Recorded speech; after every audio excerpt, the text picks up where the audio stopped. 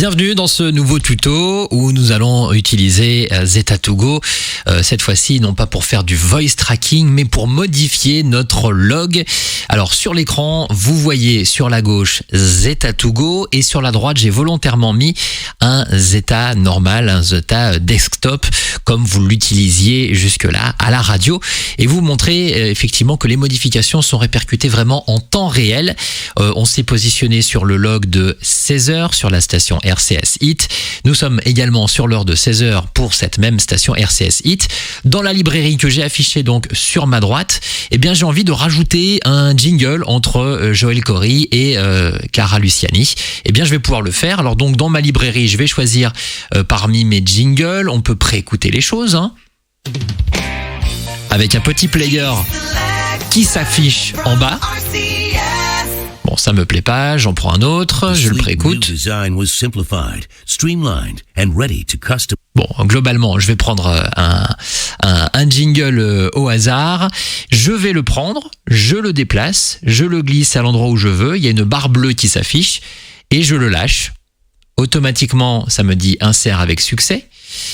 Et ça a updaté donc notre log dans le Zeta2Go. Et au même moment, vous ne l'avez peut-être pas vu, mais sur la partie de droite, ça nous a mis effectivement en temps réel dans notre log sur notre Zeta desktop, celui qui est vraiment utilisé par la machine de diffusion, eh bien notre fameux liner.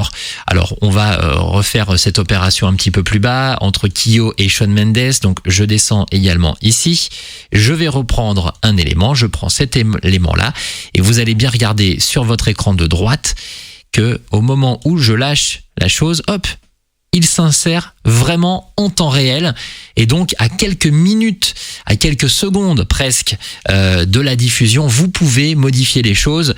Si vous êtes vraiment dans l'urgence, vous pouvez également par exemple prendre un titre, le remonter. Je prends l'exemple de Kyo et de Sita, je le prends, je l'emmène un petit peu plus haut, je l'emmène avant Vita et Slimane, je le mets là et on le voit en temps réel, ça a modifié les choses.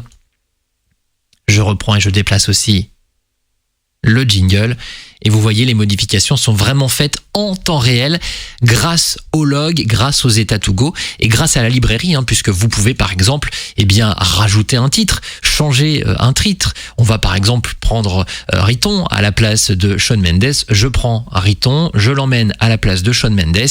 On le voit à droite, ça modifie. Je peux choisir de skipper uniquement le titre, comme c'est peut-être le cas quand vous êtes dans vos studios, ou pourquoi pas utiliser la touche Supr, où là on va complètement supprimer du log. Ça nous pose la question, on fait delete, et effectivement là on voit qu'il disparaît totalement sur notre écran de droite.